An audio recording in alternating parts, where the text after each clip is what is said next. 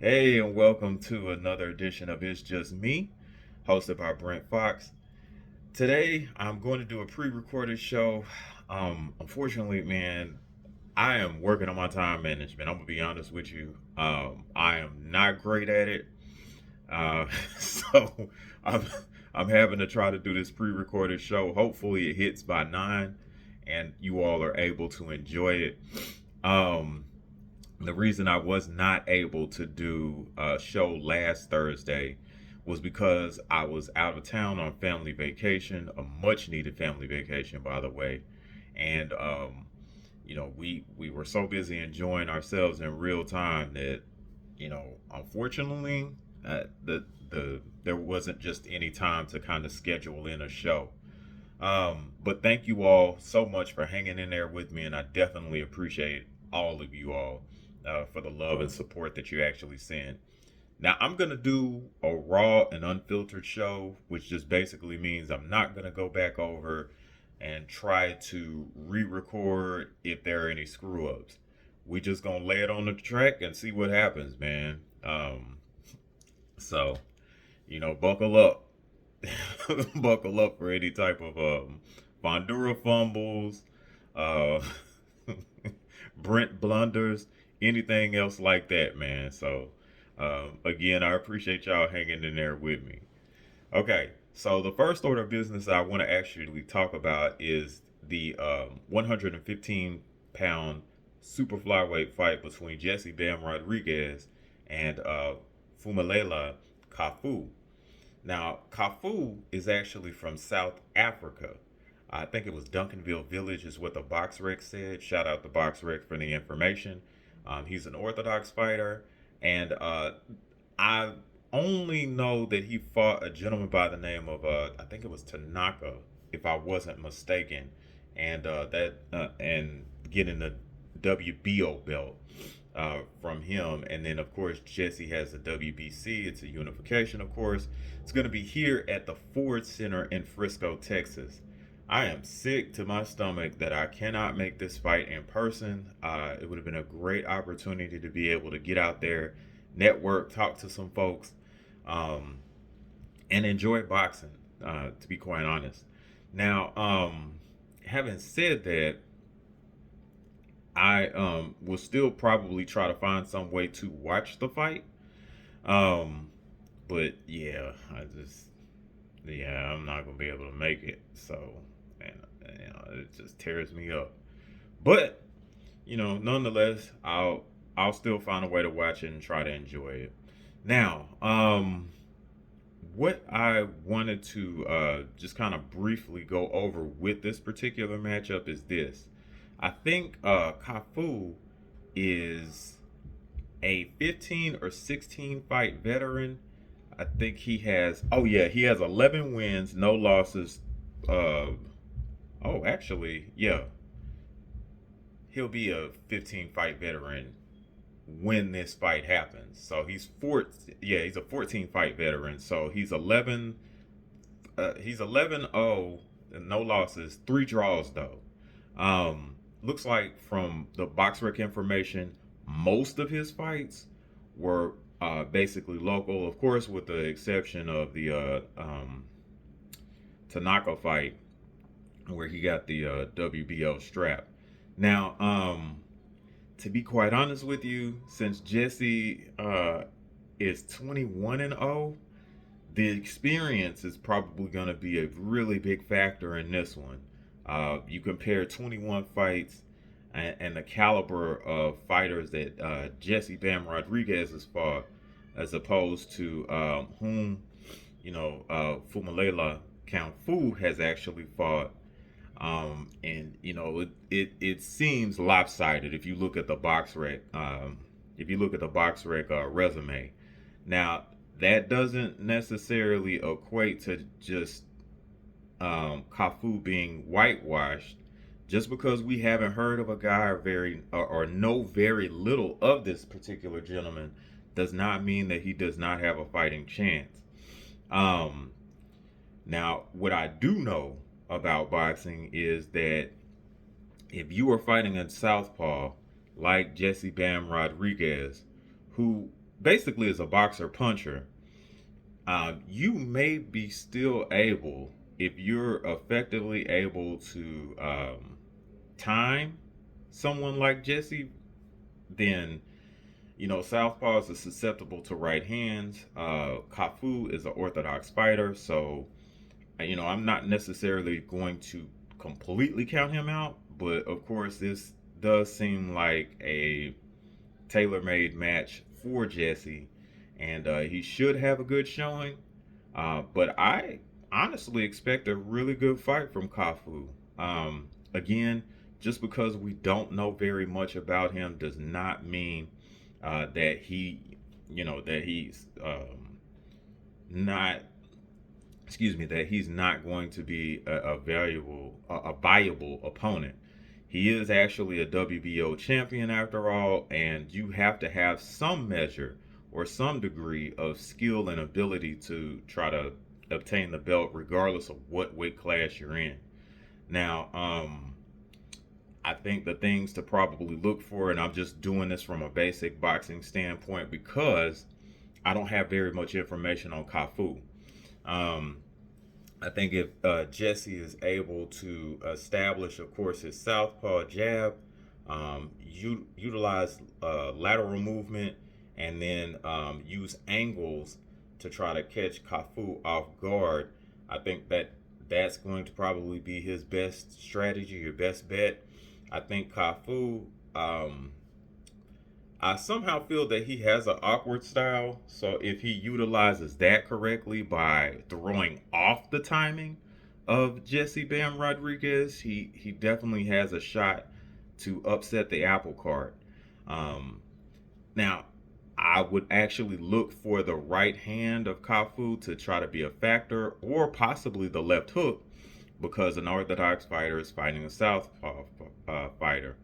Now, I'm not sure how skilled Kafu is as far as positioning things of that nature, but of course, if you're fighting someone from an opposite stance, you always want to make sure that your lead foot is outside of theirs, to just kind of be able to um, establish good position.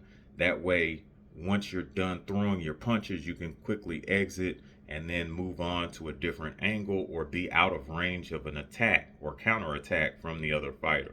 So I would look for those particular things, and I believe whomever is able to kind of affect the opponent's rhythm should be able to win the fight. So if Kafu, who for whatever reason I believe has maybe somewhat of an unconventional or awkward style, is able to throw off the rhythm and timing of Jesse Bam Rodriguez, then he does have a shot. If Jesse is able to get into his normal rhythm and establish dominance, especially with the southpaw jab and then that awesome right hook that he actually has, then yeah, it's probably gonna be a long or slash short night for Kafu. But the fun is in finding out. There is also another major fight that's actually happening this weekend, which is Alexander Usyk versus Daniel Dubois. Now, of course, their first fight was very controversial, where Dubois actually landed, to me, I think that he actually landed a clean body blow that incapacitated Alexander Usyk. But Usyk came back and thoroughly beat the will out of Daniel Dubois. Daniel Dubois, since then, has actually just had a resurgence, and his more later victories, especially the one against Anthony Joshua, where he effectively knocked him out, has actually just gained new confidence for Dubois. We will have to see. We will have to see if that new confidence actually remains once some adversity actually takes place. I think this is a key factor for me as far as who's going to win that particular fight. Um, I think that Daniel Dubois is actually going to have to reckon with some mistakes or ghosts from the past, and we'll have to see how he actually responds to that. If he has grown and developed into a better fighter, which most think that he has, then I'm sure that he should be able to overcome that and then get the victory. However, Alexander Usyk, of course, is a phenomenal fighter, and it's not going to be easy for Dubois to get in there and achieve victory. I think that Dubois' best bet is to actually concentrate attacks to the body of Alexander Usyk, and then be able to just try to work upstairs. I think that if he's effective actually attacking the body of Usyk, he has a better chance of winning. If he is ineffective, if his body attack is ineffective, then Alexander Usyk is actually going to win this fight, and he's going to win it very convincingly. Um, I just hope that Daniel Dubois has actually evolved to the point to where he's no longer the fighter that lacks confidence in adverse situations. If he's able to persevere despite a setback, because there's going to be a setback in this fight for Daniel Dubois. There's going to be a setback. I can't necessarily say what exactly it's going to be, but there's going to be a setback. There's going to be a time of frustration. There may be a time where he may even be hurt. But I think that if he is able to overcome that and not revert to who he once was, he does have he definitely has a shot of winning. But on paper, if I'm just looking at it objectively, I do have Alexander Usyk winning, either by a majority decision or possibly another TKO. I think that if Daniel Dubois is not able to kind of process what Alexander Usyk is doing to him quickly enough, then it's going to be overwhelming, and unfortunately, he may revert back to who he once was, and that's just not going to be enough. So, if I'm thinking about this objectively, I do have Alexander Usyk winning. If I'm thinking about intangibles, things of that nature, then I believe Dubois has a shot. But I hope that I'm actually wrong in this particular prediction, but I do have Alexander Usyk actually winning this particular fight, either by a wide decision, kind of like a 8-4 type situation, or possibly a TKO. I just think that it's a little bit too much for Daniel Dubois if he does not respond well to adversity. And hear me clearly on this. If he's not responding well to adversity, then I have Alexander Usyk winning that way. If he does respond well to adversity and shows resilience and shows he's learned something from those trials and tribulations, please hear me clearly. Daniel Dubois definitely has a chance of winning this fight. I just think that Alexander Usyk's skills, ability, and experience may be a little too much for Daniel Dubois. That's it. And I'm just looking at that objectively. Now, on to other news. Of course, there have been reports that Tank Davis is not fighting Lamont Roach. I haven't been able to actually confirm that. And shout out to the General 78 Sports TV for kind of reporting basically what the fallout was. But until I'm able to just kind of like make it official, I'm not sure. But if that's the case, then I would suggest Lamont Roach just find an opponent to actually fight, or if someone, or if Turkey can find an opponent for him to just kind of fight immediately, because you do not want to waste a training camp. Training camp for those that actually know, is a very rigorous process. There's lots and lots of things that are actually involved. Uh, making weight is making weight can be uh, devastating. And then, of course, when you're in camp, you're really, really exerting yourself, and you basically need um, to make sure that that camp actually helps you improve as a fighter. Um, you do not want to waste a camp to where you've been in camp all these weeks or possibly multiple months trying to get ready for a fight, and then the fight doesn't happen and you've wasted a camp. That also has huge financial implications as well. There are times where you do a camp, and then because the fight doesn't happen, you don't get paid, and then it's a huge financial situation because you can't pay the guys that you actually did the camp with, and that that right there, that is detrimental, man.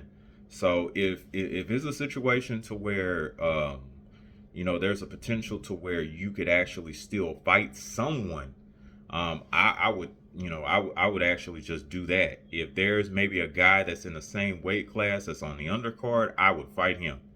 Um, Now, yes, that has turned out to be disastrous. You can see Pacquiao versus Ugas. That didn't turn out so great for Pacquiao, but you definitely do not want to waste a camp. So if Tank is not actually fighting Lamont Roach, I think it's August 19th, then he definitely needs to make sure that he fights somebody, um, so he doesn't actually waste a camp. Now, I am hearing talks about, okay, well, maybe he could fight Shakur, but again, if you go that route, you're going to waste this particular camp. You do not want to waste a camp. So I would strongly suggest that they find, even in the illustrious words of Boxiana, a warehouse worker. Fight somebody. You do not want to waste that camp. And then with that fight experience, it helps with sharpening your skills, timing, things of that nature. That is very important in any sport, especially boxing. So, shouts out to Lamont Roach. Hopefully, he actually finds an opponent that he can actually fight, so he does not waste this camp. You do not want to waste a camp. Um, Also, I'll just briefly go over Devin Haney and Brian Norman Jr. Of course, there has been there has been some scuffles back and forth, things of that nature. Um, Now, what I will say about that is um, Devin Haney Jr. I'm sorry, Devin Haney. My goodness, I'm so sorry. Devin Haney is a is an honorary member of the LDBC family. So you're not gonna catch me on here saying anything negative about my family. Um, but what I will kind of just gently nudge on is it seems to me like he may be underestimating Brian Norman Jr. And I understand that Devin has actually fought the better competition. I think it was 9 champions. What was it? 8 champions in the last 9 fights that he actually had, which is great. Actually, it's phenomenal. Let me not underplay that, because that's the whole purpose of me talking this way. But Brian Norman Jr. is a champion for a reason, and with that spectacular knockout, regardless of what you all think about, uh, uh, the gentleman in Japan, um, that he made that look easy. Okay, that's not a situation to where you can just fight. You can just do that to anybody, or I I really think that if our family, Devin Haney, is not too careful and underestimates this guy, it could be a very, very bad night. Now, Devin being the professional that he is, I know that he's not going to do that.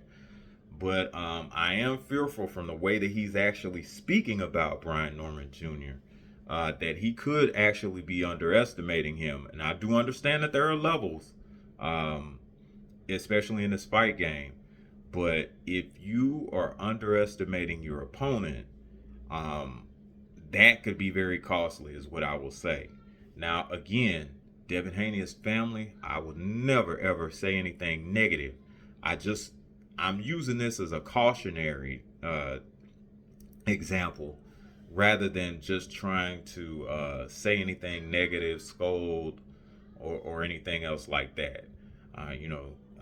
The first rule that they actually teach you when you're getting ready to fight somebody is you never, ever, regardless of how they look, you never, ever, ever underestimate your opponent. When they in there with you, you gotta think and believe that this person is capable of anything. So, yeah, it's a simple message, but I just want to make sure that I actually pass that on. Now, I am very happy in Steeler news. Excuse me. I am very happy to report that one Thomas Jordan Watt came to an agreement with the Pittsburgh Steelers for 3 years, $123 million. So he will, remain a Pittsburgh Steeler. I haven't exactly been in love with the moves that Cutthroat Khan, and that's the name that I'm going to give him because of the Minkah situation, has been making. I was very fearful that at one point that Khan may trade away TJ Watt. Obviously, that is not the case now. Congratulations to both sides for getting that worked out. And I am definitely happy and relieved that TJ Watt is going to remain a Pittsburgh Steeler. So at least we'll have one of our cornerstone guys back on the roster, and I'm very happy and excited about that. Okay, I'm more relieved than anything because the Minkah move, I didn't see that coming, and to actually take away a leader like that and then replace him with, yes, a very talented guy, or very talented two guys, that I'm gonna be honest, and this is my point of view. You didn't necessarily need either one of them. Yes, Jalen Ramsey is extremely talented, and you want someone like that, especially on the edge or particularly in the slot in this case. Um, for receivers like, oh my goodness, Jamar Chase and Higgins in Cincinnati, Zay Flowers in Baltimore, and then of course the resurging. What's my boy's name? Dang, I done lost. Oh my goodness, boy came from Denver and then went over to Cleveland. Shoot, him and Steve Smith got into it. Jerry Jeudy, yeah, Jerry Jeudy. So a resurgent Jerry Jeudy in Cleveland. So yeah, I get that you want to make sure that you actually have some guys that are actually able to cover the passing game. And to be quite honest with you, Njoku, the tight end in Cleveland, needs attention too. So I think from a coverage standpoint, that's excellent. But to lose a guy like Minkah, who is a defensive leader, you not only lose a good defensive player that's actually on the field, you lose knowledge, you lose leadership, you lose continuity. Those things are very, very important. And I don't know what actually happened for Omar Khan to feel confident about pulling the trigger on something like that. But I'm not sure whether or not this is actually going to turn out well. And to be quite honest with you, the Steeler culture is actually shifting over to something that I don't necessarily agree with. The reason that I was actually a Steelers fan 30 years ago, in 1995, was that the Steelers actually embodied team football. They were a group of guys that were actually mostly homegrown. You drafted these guys, they developed, and then they became very good players. In this case, what we're doing is a roster overhaul with a bunch of guys that are renegades and mercenaries, um, that we've paid a pretty good amount of money to, and hope that they actually embrace the culture. Like, I don't know, man. I don't know how this is actually going to work out. And if this thing implodes, I do not think that Coach Tomlin is actually going to survive this one. Um, I hope that I am actually wrong. I, again, have boycotted the season, and I definitely hope that I've been made a fool out of and that this team actually is a better team than what I think that it may be. But honestly, man, because we are actually going away from who we once were as a team that was big on growth and development of players, to now signing guys that are temporary fixes for now, and look good on your roster sheet. I'm not so sure about how that's actually going to work out. And then, of course, you have all those different personalities as well. I don't know, man. I don't know. But hopefully, again, I'm wrong about this. And, I apologize to the organization at the end of the season with us being successful and actually winning a playoff game. What I will say about that very quickly is this. Um, as far as the lack of playoff wins, I encourage people to actually go back and look at most of the rosters that we've actually had playing teams like the Kansas City Chiefs, the Buffalo Bills, um, excuse me, and just taking a look at those particular rosters versus their rosters. What logical sense does it make that we would actually be able to beat those types of teams? Now, I'm not saying that, excuse me, I'm not saying that as some sort of, yeah, I am, because it's reasonable. Just look at the rosters that we actually had against some of those teams that we played in the playoffs, or most of those teams, rather, that we played in the playoffs. Now, 2020, that was bad, okay? I'm going to be honest with you, that was bad, but the bottom already fell out on the team, and I think the last 5 or 6 games, we only won one game, and that was against the Indianapolis Colts. But if you take a look at the rosters that we actually had against the teams that we were actually playing, there shouldn't have been a way that we actually beat those particular teams. So I would encourage people to actually take a look at the rosters and be reasonable, and then make a decision about whether or not we actually had a chance of winning from there. But, you know, just a fan, just kind of explaining my side of the story. But I want to thank you all so much for tuning in to another episode of It's Just Me, hosted by Brent Fox. I definitely encourage you all to check out my brothers, Jared 011 Green, and then his brother JB. They have shows from a black man's perspective, and then also the Southern Baller Show that usually comes on Sundays, 3:30 p.m. on YouTube.